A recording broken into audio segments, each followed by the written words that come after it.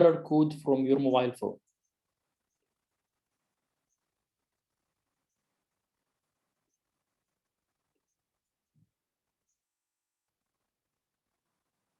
Okay, 3 of you answered it right. So the first question appeared in the advanced 180 exam is about the most common cause of loss of vision or blindness in the onchocerciasis. This question also appeared in the advanced 115 and we discussed it the last week. So let us repeat it for those who didn't attend the last course. The onchocerciasis, or it's called the Rift Valley fever, or the river blindness fever. This disease is one of the causes of blindness in the developing countries, and it was the WHO created some plans to eradicate it, and it was very, very successful. So this disease is characterized by invasion of the ocular tissue by the onchocercia volvulus. However, the actual damage that happened with the onchocercia volvulus is not due to the actual invasion, but it is due to the body response. As the body response by immune mechanism will cause killing of this onchocercia volvulus, inducing severe inflammatory reaction. So there will be severe inflammation of the cornea or keratopathy, but actually, and this will be the commonest cause of blindness or loss of vision. However, it is not exposure keratopathy, as exposure keratopathy is caused by like inability to close the eyelids, like in facial palsy or leg ophthalmos, causing a corneal exposure. The second thing, or the maculopathy, actually the onchocercia does not involve the macula. It will be actually the chorioretinitis, which happen in the onchocerciasis, are sparing to the macula. Again, the optic disc can be also involved by optic disc edema or optic swelling, but not optic neuritis. So optic neuritis does not occur.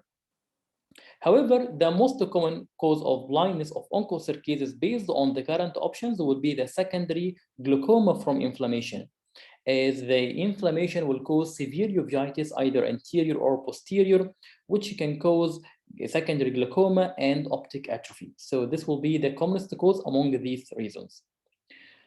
So what happens after we discuss the question? We see who got it right. So we got Dr. Shabnam, Dr. Omar, Dr. Amanda got it right, and these scores correspond to their speed of the right answer. And whenever you have 0, then this means that you didn't score at this question. And we can present some slides to explain the questions. So onchocercia volvulus and the eye. There is destructive inflammation caused by the onchocercia infection, which is stimulated by antigen released by the dead and the dying organisms. So actually the problem here is the dying or the dead organism itself, not the living one. There will be host immune response in the form of eosinophil and neutrophil infiltration into the corneal stroma, which will eventually result in corneal opacification. On the other hand, the severe inflammation will lead to uveitis, causing choroidopia, synechiae, including the pupil and secondary glaucoma. The fundus is also involved, but there is chorioretinal lesions that are usually asymmetrical lesions. They are peripheral to the macula and the optic nerve. So there is no maculopathy here. The peripapillary chorioretinitis with the optic nerve edema can result in optic atrophy. So there is no optic neuritis, but it is just optic nerve edema, which by mechanical effect can cause optic atrophy. And the chorioretinal lesions appear asymmetrical, peripheral to the macula, or around the optic nerve. So this question has repeated in both advanced 115 and 180, and I hope that it is clear. You will find that most of the public health or community medicine questions have been discussed the last week, because almost more than 50% of these questions have repeated between the advanced 115 and advanced 180. So let's now move to the next question. And I think that you know how to play the game. And this is again a repeated question.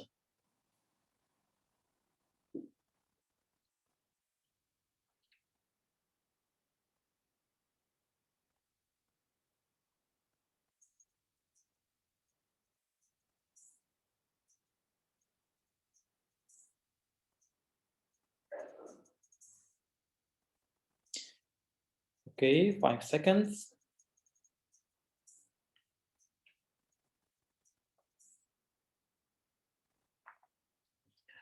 Okay, regarding the safe strategy in the trachoma, which contribute to decrease the prevalence.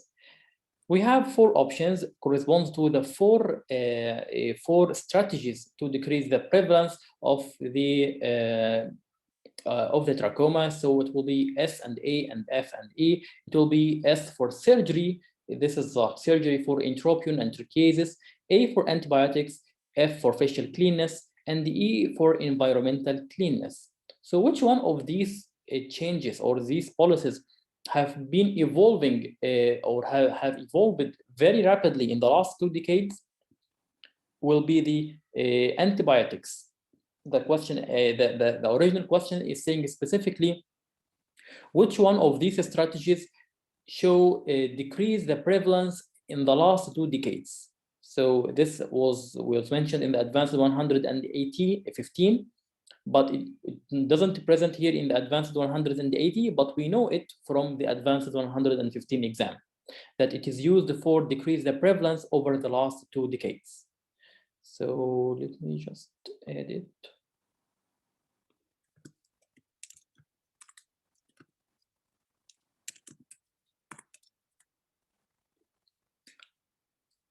Okay, so why the A is the right answer?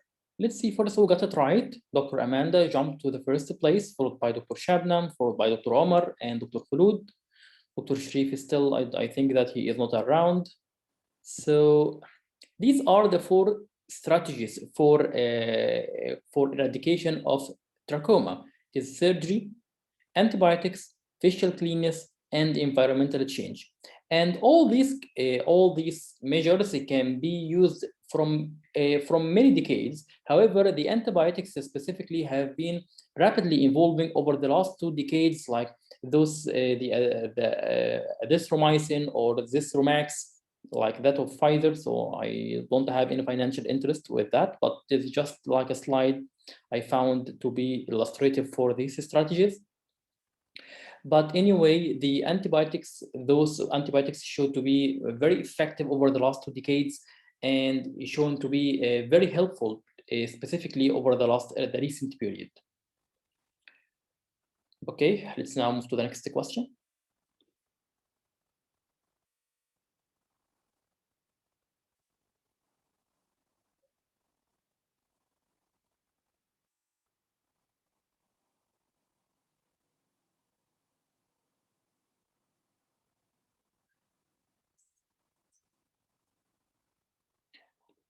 Okay, so when all of you answers, the counter will not finish to the end. So most of you got it right. And again, this is a repeated question from the advanced 115 regarding the diabetic retinopathy. Which region of the world is predicted to have the fastest growing incidence? Africa has shown to show the fastest increase in the prevalence of diabetic retinopathy. And this is why even the WHO is focusing its main concern on Africa, making many health promotion campaigns and trying to eradicate the blindness, because in Africa there is lack of health service that will be eventually increase the rate of blindness. And one of these reasons of blindness will be diabetic retinopathy. So we have here the same order of competitors, and you are all doing a great job. Let's see, this map will show the prevalence of diabetes over world and how much it will increase over time, starting from 2019 to 2045. And it will give you a clue about how is diabetes is evolving and how is its prevalence is increasing over time. So you can find in the North American and the Caribbean, it is 33% increase, while in the Europe, it's only 15% increase, Western Pacific, 31% increase, Southeast Asia, 74% increase, Middle East and North Africa, it is 96% increase. But look here, Africa is 143% increase. This means that the increase in the Africa, in the diabetic patients in the Africa will more than double. It will increase more than the double over the next 20 years. And speaking about the diabetic retinopathy specifically, there are some studies that evaluated the prevalence, the expected prevalence of diabetic retinopathy, like this study from the Diabetes Research and the Clinical Practice, which will show the global prevalence of diabetes, and it showed the same, almost the same figures, the prevalence over the different regions, with the Middle East and the North Africa will be the highest in the Africa at about 33.8%. So highest in Africa, meaning that the diabetic retinopathy will be in Africa, the maximum number or the highest increase over the world will be in the Africa. So again, we discussed this question last week, and let's see now. If you have any question as we go, please let me know in the chat box or just unmute yourself and speak in the mic.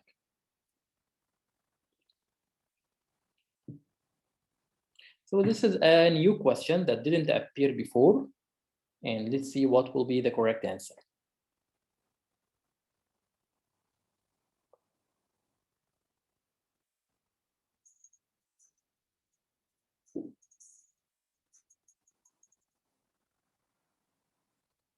Okay, great. So most of you got it right. Regarding the eye bank, so by eye bank we are talking about preservation of the eye or ocular structures. And what will be the ocular structures that are usually preserved in the eye bank? Usually the cornea and sclera. These are the ones that can be used for transplant later on for another potential candidate. So when we are preserving the tissues, we are using some storage media. These storage media we use them with some additions in order to preserve these tissues, like for example the antimicrobials, of which the antibacterial will be the most commonly used. The antifungal can be used in a specific occasion I will tell you about now, but it is not usually used. Actually, the usually used will be the antimicrobial. The whole globe can be stored, this is correct, and this was actually the first mode of preservation that was initiated like about more than 100 years ago, like in the 20th of the last centuries. The whole globe was stored initially. The idea of eye banking was started by whole globe preservation. We have two preservative medium. One is called the cold storage, and the other is warm storage. And we will know the difference between both of them now, apart from the temperature, of course. But the warm storage will preserve more than the cold storage. We don't have the fourth option here, unfortunately, but we can still get the right answer from option B. Let's see who got it right. Dr. Omar is on the second place, and Dr. Sharif appeared that he was disconnected and joined again. So Dr. Amanda on the first place, and let's see and Dr. Shabnam on the third place. So let's see the explanation for this. We have two modes of preservation or two modes of harvesting the tissues. If we have a dead person and we want now to preserve the eye, we can just do simple enucleation. We take the whole globe and preserve it. And this method was used as a traditional method for many years in the last centuries. However, and let me tell you, while I was training on the corneal transplants in a specific country, we used to have this whole eye. So I had to use this whole eye to practice like posterior lamellar keratoplasty. So in order to practice posterior lamellar keratoplasty in a wet lab, you need to have an anterior chamber, and you cannot do that on just a corneal graft alone. So this eye, in order to do so, you have to do so on a whole globe, not only a corneoscleral button. And in this case, you can find that we can do enucleation and preserve the whole globe. And in this case, we can use the cornea, use the sclera, use any part of these tissues. However, in some countries, there are some legislations, like there are some ethical and religious and social considerations that maybe the relatives of the dead person don't want his eye to be all removed, so they just remove the corneoscleral button. They just remove the cornea and surrounded by like around 3 or 4 millimeters from the sclera, and preserve it in in one of the tissue media or one of the storage media, most commonly the cold storage, like what's called optisol. So what are the different types of tissue culture media? We have what's called the cold storage and the warm storage. So cold storage, it is more commonly used, as it is technically easy to prepare. While the warm storage, it is less commonly used, as it is technically difficult. Actually, the warm storage is now, although it was invented in the USA, but however, it is no longer present in the US, and it is now it is limited part in the world, mainly in the West Europe, specifically in Spain. So they are still adopting this technique of storage in the current time. So why this is not too common, or why it is technically difficult, I will tell you now. In the cold storage, the storage media is like about it's about hypothermic storage solution. While in the warm storage, it's called warm because it will be stored in an organ culture. So what is the medium consist of? In the cold storage solution, there is a tissue culture medium, anything like that promote the tissue media, the tissue culture, like broth. I don't know what is the name of this medium, but it will be like a solution that will help the viability of the tissues. But it is a chemical, okay? It is supplemented with antibiotics and a detergent agent like dextran and the chondroitin sulfate. This detergent agent will help to prevent corneal swelling and corneal edema. So it is just very simple to prepare this medium. However, in the warm storage, the corneas are stored in an incubator. The cornea will be in an incubator, not in the refrigerator like in the cold storage, because the cornea will be stored at about 30 to 37 Celsius, which is like more than the room temperature, in a tissue culture medium, which is supplemented with fetal or newborn cough serum. That is why it's called organ culture, because we supplement this warm storage by a serum from a fetus, or of course stillborn or a dead fetus, or a newborn cough serum, and antibiotics. And of course, since that this is all organic material, we need to supplement it with antimycotics or antifungals. But since that the question is saying what is usually used, this is not usually the used method.